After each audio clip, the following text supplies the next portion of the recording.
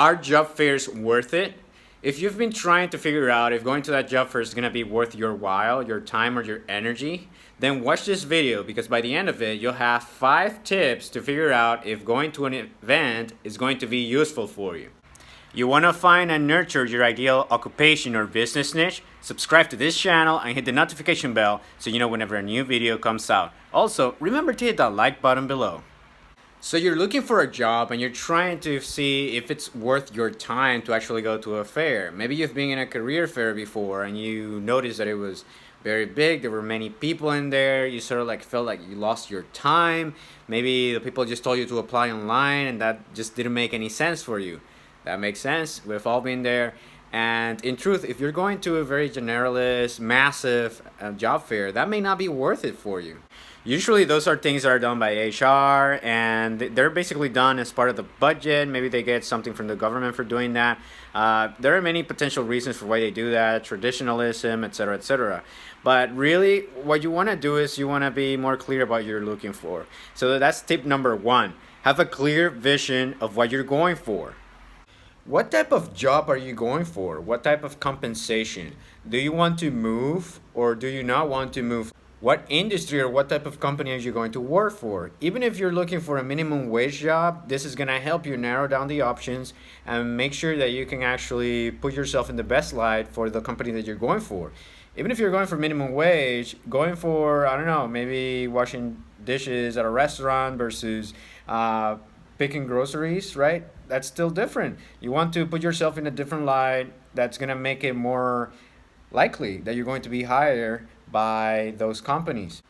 Otherwise, you're just going to say, oh, I just want a job, and you're going to send a resume that's general and doesn't put you in the best light to a million companies, and no one's going to hire you because who's going to pay attention to that? That's the same thing as getting an email in your inbox that says, hey, we're looking for people for XYZ or something like that. And you're like, well, I mean, this doesn't seem like it's addressing me specifically, right?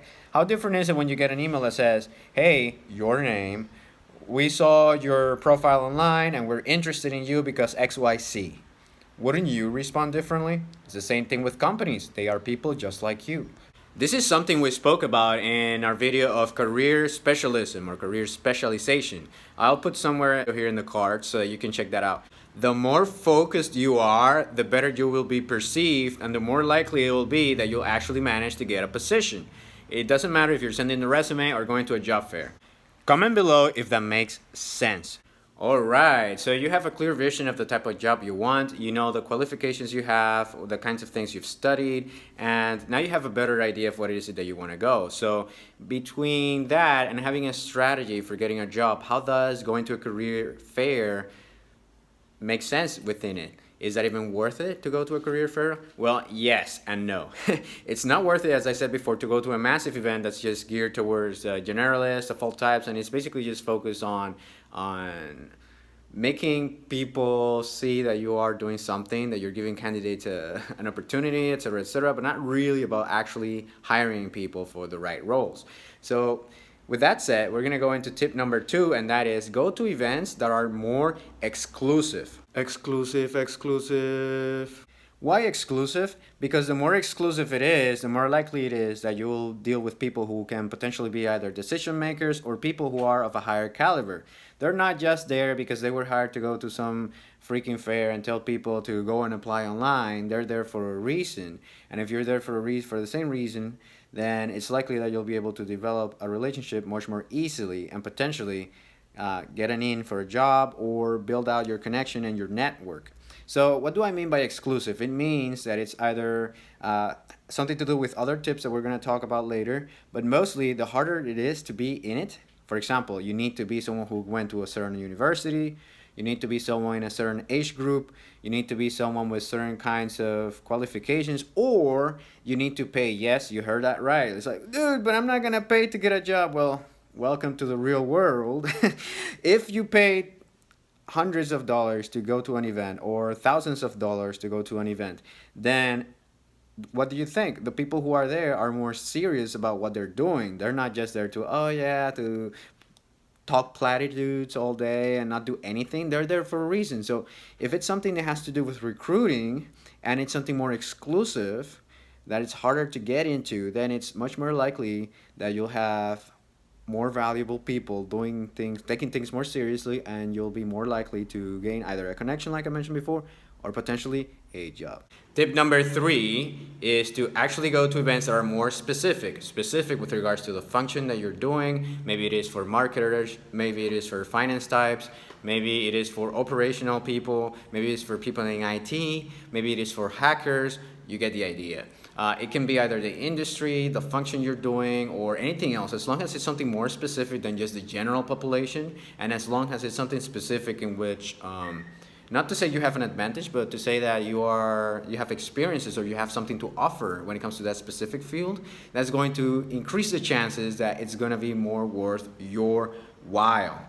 Tip number 4, and that has to do with going to an event that is either a competition or a workshop or some demonstration of talent of a kind. Some examples are the hackathons, in which people demonstrate that they have a lot of skill in a specific area, so they're much more likely to be hired. Similar in other places like sports, where when you get people going to games in order to scout new talent, right? That's important. So to give you an example, I know of a person who went to an event that was sort of like a workshop demonstration of talent event, and they were hired out of it. In this case, it was an event that was both specific, it was exclusive, and it was sort of like a demonstration of abilities kind of event, right? So it had a lot of the tips that we have. So in that event to which I went, and to be more specific, it had to do with copywriting, which is basically writing advertisement ads, like just the words that are used in advertisements. And in that event, many people got hired. It was less than 200 people from all over the US, and tens and tens and tens of offers were made on those 3 days in which the workshop took place. And why? Because essentially you had all of the things that you needed for. You needed the ability to demonstrate that you had the capability to do the job.